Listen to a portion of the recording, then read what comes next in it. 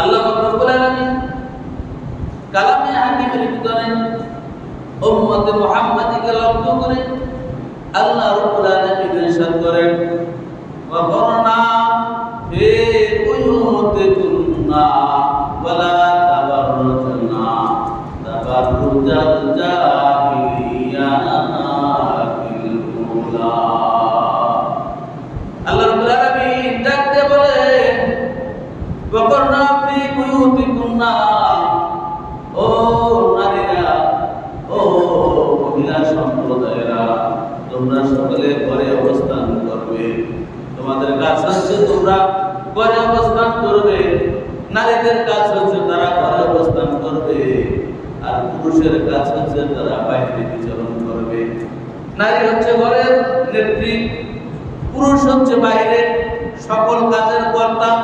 সকল কাজের কর্তা হয়েছে পুরুষ, আর ঘরের কর্ত্রী হয়েছে নারী। এটা আল্লাহ রাব্বুল আলামিনের ইচ্ছা, এটাই আল্লাহ রাব্বুল আলামিনের হুকুম, এটাই আল্লাহর বিধান।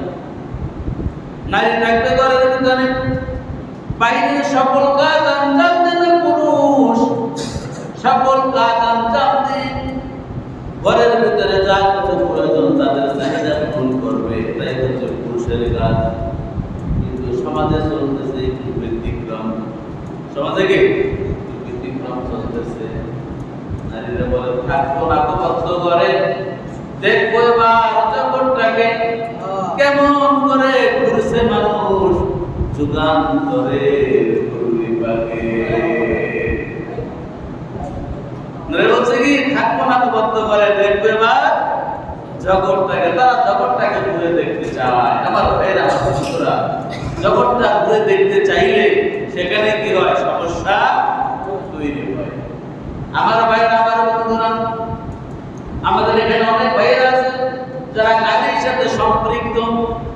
অনেকে গাড়ির ড্রাইভার রয়েছে, অনেকে গাড়ির মালিক রয়েছে, অনেকে স্টাফ রয়েছেন। আপনারা জানেন গাড়ি চলতে গেলে টায়ার এবং টিউবের দরকার আছে না নাই? টায়ার এবং টিউব অবশ্যই দরকার আছে, যেটার মাধ্যমে গাড়ি চলে। টায়ার থাকে কই? টায়ার থাকে বাইরে আর টিউব থাকে ভিতরে। টায়ার বাইরে থাকে, টিউব থাকে ভিতরে। আচ্ছা, গাড়ি চালার জন্য তোমরা দরকার আছে না নাই? শুধু টায়ার হলে গাড়ি চলবে? শুধু টিউব হইলে চলবে? চলবে না, তোমরাই লাগবে। তবে একটা থাকবে ভিতরে, একটা থাকবে বাইরে, এটাই সিস্টেম। এখন টিউব থাকে ভিতরে, টায়ার থাকে বাইরে। এবার টিউব আন্দোলন শুরু করছে, না রে আমরা ভিতরে থাকবো না, আমরা বাইরে থাকবো। ওই টায়ার বাইরে থেকে বাইরে সব কিছু দেখাশোনা করে, সব কিছু দেখে, সব আনন্দ উপভোগ করে। আমরা তো ভিতরে থাকি, অথচ আমরাই কি করি? টায়ারটাকে খুলাইয়া রাখি। আমাদের কারণে গাড়ি চলে, আমরা ভিতরে থাকি, আমরা ভিতরে থাকবো না। এখন টিউব যদি আন্দোলন করে ভিতরে থাকবে, সে বাইরে বের হয়ে যাবে। এই টিউবকে যদি টায়ারের উপরে দেওয়া হয়, আপনারাই বলেন কয় ঘন্টা চলবে গাড়ি? কয় ঘন্টা চলবো? ঘন্টা তো চলবে না, মিনিট চলবো? মিনিটে চলবো না। সামান্য একটা কোনা পড়লেই কি ঠুস, গাড়ি 1 ইঞ্চিও আর সামনে চলবে না। আমাদের ভাইয়েরা, আমার বন্ধুরা, টিউব যদি আন্দোলন করে ভিতরে থাকবে না, সে বাইরে আসতে চায়, গাড়ি আর চলবে না, সিস্টেম ব্যাহত হয়ে যাবে। ঠিক তদ্রূপ আমার মা বোনদেরকে আল্লাহ রাব্বুল আলামিন বলেছেন তোমরা থাকবে ওয়াকারনা ফি বুয়ুতিকুন্না, তোমরা ঘরের ভিতরে থাকবে, তোমরা ঘরের নেতৃত্ব দিবে, তোমরা ঘরে নেতৃত্ব দিবে, তোমরা আরামে থাকবে। কিন্তু তারা আরামে থাকতে চায় না, তারা হতে ঘুরতে চায়, বৃষ্টিতে ভিজতে চায়। আমার ভাই, আমার বন্ধুরা, টিউব যেরকম ভিতরে থাকতে চায় না, বাইরে যাওয়ার কারণে মুহূর্তের ভিতরে সব খেলা শেষ হয়ে যায়। ঠিক তদ্রূপ মা বোনেরা যদি ঘরে না থেকে বাইরে বের হয়ে যায়, মুহূর্তের ভিতরে খেলা কি শেষ হয়ে যায়। আল্লাহর যে বিদ্যা নষ্ট হয়ে যায়। আজকে সারা পৃথিবীতে অশান্তি, ঘরে অশান্তি, বাইরে অশান্তি। এর কারণ কি? এর কারণ হচ্ছে আল্লাহর হুকুম না মানা, আল্লাহর বিধান না মানা। এটাই হচ্ছে এর কারণ। আল্লাহ সৃষ্টি করেছে, কোনটা কিভাবে হলে ভালো হবে এটা তো আল্লাহই ভালো জানেন। এজন্য আল্লাহ নির্ধারণ করে দিয়েছেন ওয়াকারনা ফি বুয়ুতিকুন্না। আল্লাহ বলছেন, ও নারী জাতি, তোমরা ঘরে থাকো। ওয়ালা তাবাররাজনা তাবাররুজাল জাহিলিয়াতিল উলা। জাহিলি যুগে যেমনি ভাবে নারীরা নিজেদেরকে সেজে গুজে রাস্তায় প্রদর্শন করেছে, তোমরা সেভাবে নিজেদেরকে রাস্তায় নিজেদেরকে প্রদর্শন করিও না। জাহিলি যুগে নারীরা কি নিজেদেরকে সেজে গুজে রাস্তায় প্রদর্শন করেছে, যার কারণে আজকে আমরা শুধু তাই নয়, 1450 বছর আগের ঘটনা আজকে পর্যন্ত সকল মানুষকে জাহিলি যুগকে ঘৃণা করে না করে কিয়ামত পর্যন্ত সবাই ঘৃণা করবে। কেননা তারা কি এই সিস্টেমটা ফলো করে নেয়। আল্লাহ বলেছেন নারী থাকবে ঘরে, পুরুষ থাকবে বাইরে। এই সিস্টেমটা ফলো না করার কারণে ওই সমাজটাকে আজ অবধি সবাই কি করে? ঘৃণা করে, কিয়ামত পর্যন্ত ঘৃণা করবে। কিন্তু আজকে আমার মা বোনেরা তাদের যে কি ইজ্জত ছিল দেখেন, সেই প্রাক আইয়ামে জাহিলি যুগে ওই সময় পুরুষ নারী সবাই কি বাইরে ছিল, সবাই কি বাইরে ছিল। কিন্তু সমাজটা ছিল সবচাইতে নোংরা সমাজ, সবচাইতে পঙ্কিল সমাজ। যেই সমাজে নারীর কি ছিল না? অধিকার ছিল না। যেই সমাজে নারীর কোনো অধিকার ছিল না, নারীর কোনো ইজ্জত ছিল না, নারীর কোনো সম্মান ছিল না। যেই সময় মানুষ নারীর কোনো মর্যাদা দিত না।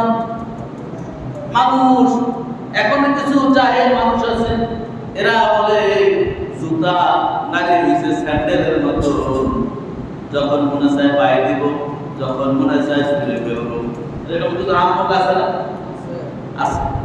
এইটা ওই আইয়ামে জাহিলিয়াতের যুগের সিস্টেমটা ছিল এরকমই। তারা নারীদেরকে ইচ্ছা করলে ব্যবহার করত, ইচ্ছা না করলে চুলে ফেলে দিত। তাদের নারীদের কোনো ইজ্জত ছিল না, নারীদের কোনো সম্মান ছিল না, নারীদের সম্পদের কোনো অধিকার ছিল না। এই সম্মান ইজ্জত এই বরকত কে দিয়েছেন? ইসলাম দিয়েছেন, আপনার আমার নবী দিয়েছেন।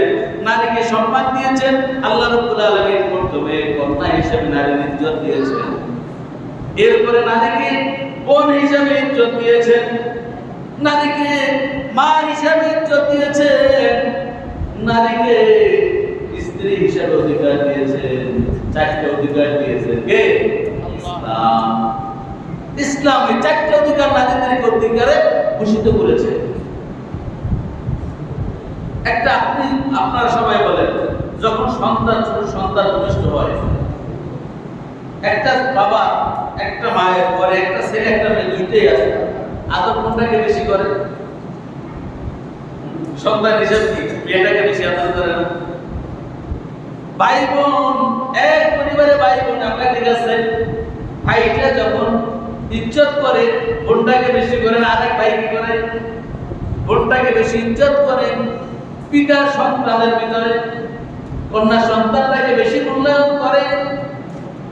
বিবাহ যখন হয়ে যায়, স্বামীর কাছে সবচাইতে আপনজন হয়ে যায় কে? স্ত্রী। এরপরে যখন সন্তানাদি হয়, সন্তানের কাছে সবচাইতে আপন কে হয়? মা। তবে 4টা দিক দিয়ে আল্লাহ রাব্বুল আলামিন কি করেছেন? নারীদেরকে সম্মান দিয়েছেন, ইসলাম সম্মান দিয়েছেন, আল্লাহ রাসূল সম্মান দিয়েছেন। অথচ যে সময়টা এই সিস্টেম ফলো না করার কারণে নারীদের কোনো ইজ্জত ছিল না। এমনকি নারীদেরকে ব্যবহার করা হতো, কোনো মেহমান আসলে চা পান দিয়ে মেহমানদেরকে সম্মান দেওয়া হয় না, চা পান করানো হয় না, চা বিস্কুট দেওয়া হয় না।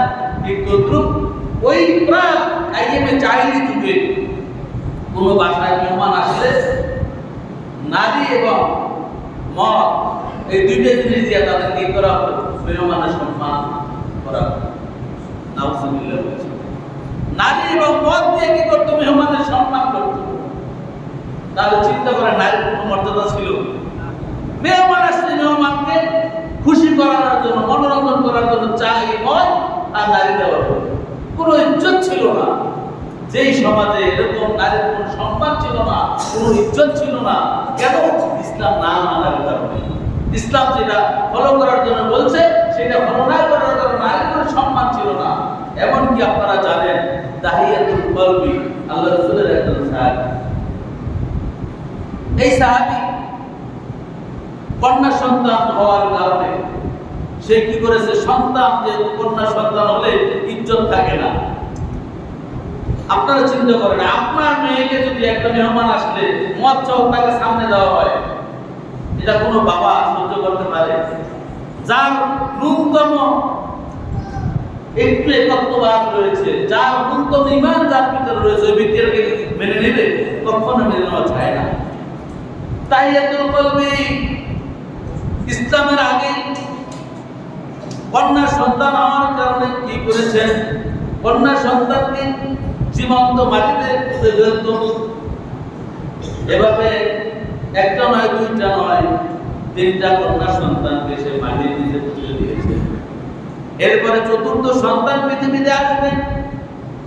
চতুর্থ সন্তান পৃথিবীতে আসবে এমন সময় সে ব্যবসার কাজে বাইরে গিয়েছে। স্ত্রীকে বলছে, বিবি খবরদার খবরদার, যদি আমার কন্যা সন্তান পৃথিবীতে আসে, এই সন্তানটাকে তুমি কি দুনিয়া থেকে বিদায় করে দিবে, তাকে আর জীবিত রাখবে না। আর যদি ছেলে সন্তান হয় তাহলে তাকে তুমি লালন পালন করে বড় করবে। আমি না আশা তাহিয়াতুল কলবি ব্যবসার কাজে বাইরে চলে গেল। কিছুদিন পরে তার স্ত্রী সন্তান ভূমিষ্ঠ হলো। স্ত্রী চিন্তা করে, আমি যদি লোকালয় সন্তান ভূমিষ্ঠ করি, আমার যদি কন্যা সন্তান হয়, আমার স্বামী তো জেনে যাবে, পাড়া প্রতিবেশী তাকে বলে দেবে, তাকে হত্যা করবে। আমার কোলটা খালি, আমার কোলটা খালি, আমার মঞ্জুরি হাহাকার। আমি চাই না আমার সন্তান দুনিয়া থেকে বিদায় হয়ে যাক, আমার সন্তানটা বেঁচে থাকুক। সকল মায়ের এটাই আপত্তি। সন্তানটা যদি ন্যাকড়াও হয়, সন্তান যদি প্রতিবন্ধী হয়, তারপরেও কি চোখের সামনে দিচ্ছে, তার এটা করতে মায়ের চাওয়া। তাই কিন্তু কলবির স্ত্রী চিন্তা করে, আমার সন্তানটাকে আমি লোকালয়ে ভূমিষ্ঠ করব না। সে চলে গেল পাহাড়ের প্রান্তে। পাহাড়ের প্রান্তে চলে গিয়ে সেখানে সন্তানকে ভূমিষ্ঠ করলো। দেখলো একটা কন্যা সন্তান হয়েছে। এখন তার স্বামীর অর্ডার হইল, কন্যা সন্তান হলে মেরে ফেলতে হবে। এখন তার তো কলিজার টুকরা সন্তান, সে তো মারতে পারে না। এবার সে কি করলো, সন্তানটাকে পাহাড়ের ভিতরে পাহাড়ের একটা গর্ত করে সেখানে লালন পালন করে আস্তে আস্তে বড় করা শুরু করলো। স্বামী ব্যবসা করে বাড়িতে আসলো। স্বামী জিজ্ঞাসা করলো, আমার কি সন্তান হয়েছে? স্ত্রী বলে, তোমার কন্যা সন্তান হয়েছে, তাকে আমি মাটিতে দাফন করে রেখেছি। এভাবেই দিন কাটতেছে। আর দাহিয়াতুল কলবির স্ত্রী ফাঁকে ফাঁকে গিয়ে তাকে খাওয়াই আসে। এরকম করতে করতে সন্তান একটু বড় হলো, খেলতে পারে, আব্বু আম্মু এরকম ডাকতে পারে। যখন একটু একটু কথা বলে, তখন সন্তানের মধ্যে মায়া কি কমে না বাড়ে? মায়া আর কি বেড়ে যায় না? তখন দাহিয়াতুল কলবির স্ত্রী সন্তানের প্রতি মায়া আরো বেড়ে গেল। এবার আরো তো তারা মারতে পারে না। এবার তার স্ত্রী দাহিয়াতুল কলবির স্ত্রী সন্তানকে আব্বুর নাম শিখাইল, নিজের আব্বু ডাকা শিখাইল, নিজের মাকে মা ডাকা শিখাইল। শিখানোর পরে ছোট্ট ছোট্ট সুন্দর সুন্দর কথা শিখাইল। দাহিয়াতুল কলবির স্ত্রী চিন্তা করে, আমার সন্তানটা যখন বাবার কাছে গিয়া ছোট্ট মুখে বাবা বাবা বলে ডাকবে, সুন্দর সুন্দর কথা বলবে, আমার স্বামী আর তাকে হত্যা করতে পারবে না। এই আশায় সন্তানটাকে লালন পালন করে একটু বড় করলো, কথাবার্তা বলতেছে। এমন সময় একদিন তার স্বামীকে বলে, শোনো, আমাদের তো একটা সন্তান হয়েছিল, খুব সুন্দর, মেয়ে সন্তানটা এত সুন্দর হয়েছে, আমি ওকে হত্যা করতে পারি না। তো তুমি যদি অনুমতি দাও তাহলে ওকে বাড়িতে নিয়ে আসো। দাহিয়াতুল কলবি চিন্তা করে, ওকে তো মারতে পারলেও মারবে না, তাই ওকে বাড়িতে আনতে বলি, বাড়িতে আনলে এরপরে আমি কি করবো, এক ভাগে নিয়ে ওরে শেষ করে দেব। দাহিয়াতুল কলবি বলছে, ঠিক আছে, তাকে বাসায় নিয়ে আসো। তাকে বাড়িতে নিয়ে আসা হলো। এরপরে ওই সন্তান তার বাবাকে বাবা বলে ডাকে, বাবার কাছে গিয়ে বসে, বাবার ওই মায়া হলো, মা বাবা দুজনে আদর করে লালন পালন করে বড় করতেছে। কিন্তু দাহিয়াতুল কলবের চিন্তা হয়নি এই কন্যা সন্তান যখন বড় হবে তার দ্বারা আমার সমাজে আমার নাক কাটা যাবে, আমার বেইজ্জতি হবে। কারণ কন্যা সন্তানদের কি হয়? বেইজ্জতি হয়। কোন কন্যা সন্তানকে ব্যবহার করা হয় মেহমান আপ্যায়নের জন্য, খারাপ কাজের জন্য, অবৈধ কাজের জন্য ব্যবহার করা হয়।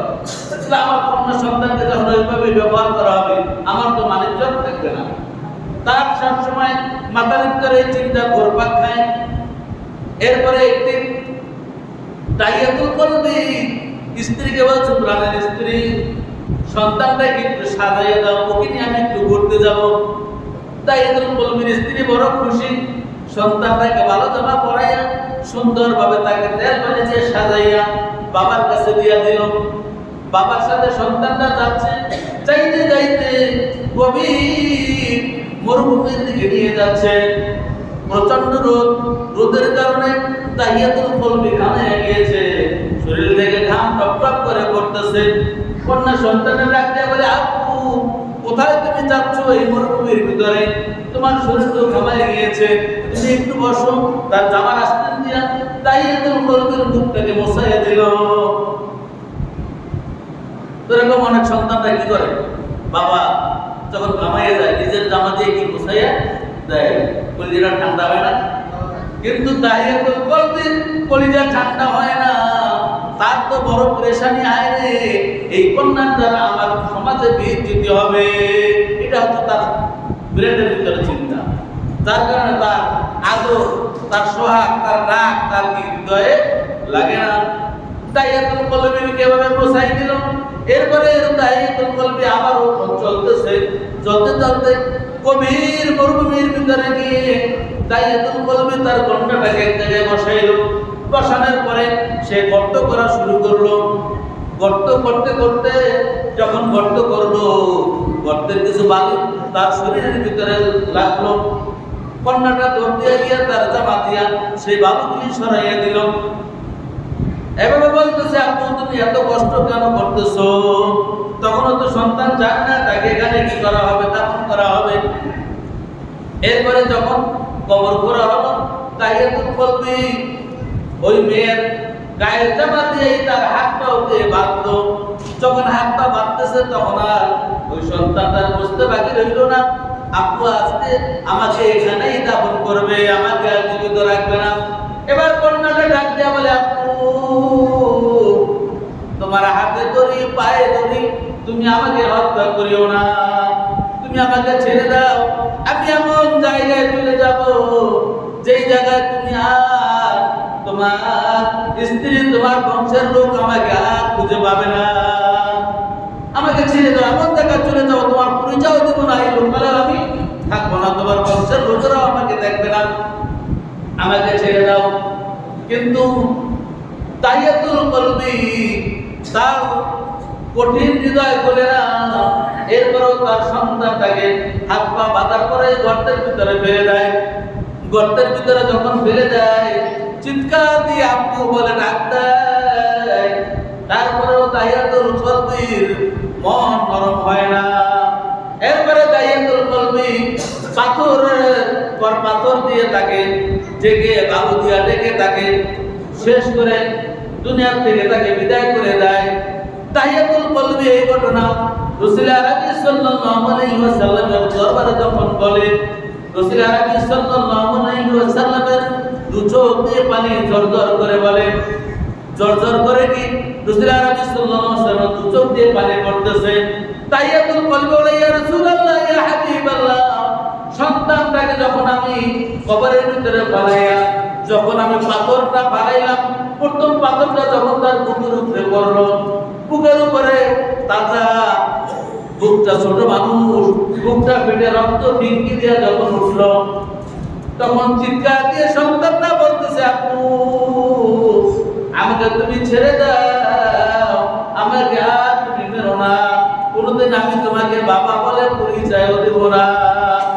রাসূল আরবি সাল্লাল্লাহু আলাইহি ওয়াসাল্লাম বলে, ইয়া রাসূলুল্লাহ, ইয়া হাবিব হাবিবাল্লাহ, আমার পাষাণ হৃদয় তখনও তার উপরে নরম হয় নাই, আমি তাকে একেবারে দুনিয়া থেকে বিদায় করে দিয়েছি। ইয়া রাসূলুল্লাহ, ইয়া হাবিবাল্লাহ, আল্লাহ কি আমার এই গুনাহ মাফ করবে কিনা? রাসূল সাল্লাল্লাহু আলাইহি ওয়াসাল্লাম বলে, আরে এত কঠোর হৃদয়ের মানুষ কি হইতে পারে? তোমার মতন এত কঠিন হৃদয়ের মানুষ কি আর পৃথিবীতে হতে পারে? আমার জানা নাই। তবে যেহেতু তুমি ইসলাম গ্রহণ করেছো, আল্লাহ রাব্বুল আলামিন ইচ্ছা করলে তোমার জিন্দেগীর সব গুনাহ মাফ করে দিবে। সম্মানিত ভাইরা, আমার বন্ধুরা, ইসলামের রাজনীতি জাহিলিয়াতের যুগে এরকম নারীর কোনো ইজ্জত ছিল না, কোনো সম্মান ছিল না। নারীরা এরকম একটা পোশাক পরতো, যেই পোশাকটা তার গা থেকে পা পর্যন্ত দুই দিকে ফাড়া ছিল। এখন পাঞ্জাবি পরা নাকি পাঞ্জাবি এখান থেকে মারা থাকে নিচ থেকে, আর নারীরা ইয়া পরে এখান থেকে কি নিচ থেকে ফাড়া থাকে। কিন্তু প্রাক ইসলামিক যুগে, ওই আইয়ামে জাহিলি যুগে নারীরা যে পোশাকটা পরতো দুই পাট ছিল, দুইটা পাট শুধু এখানে একটা গিন্তি থাকতো, আর পুরোটাই দুই পাট আলাদা। এটাই ছিল তাদের পোশাক, বাকিটা পুরোটাই হলো। এভাবে তারা পুরুষের চলাফেরা করত। তাদের কোনো ইজ্জত বলতে কোনো জিনিস তাদের ছিল না। এটাই আল্লাহ সুবহানাহু ওয়া তাআলা এখানে ইরশাদ করেছেন, ওয়াকারনা ফি বুয়ুতিকুন্না, ও নারীরা, ও নারী সমাজ, তোমরা কি করে ঘরে অবস্থান করো? ওয়ালা তাবাররাজনা তাবাররুজাল জাহিলিয়াতিল উলা, জাহিলি যুগে যেভাবে নিজেদেরকে সেজে রাস্তায় প্রদর্শন করেছে, ওরকম তোমরা নিজেদেরকে সেজে রাস্তায় প্রদর্শন করিও। সম্মানিত ভাইরা, এজন্য ইসলাম সেই জীবন্ত কবর দেওয়া থেকে, সেই মেহমান আসলে মেহমানদেরকে মদ এবং নারী দিয়ে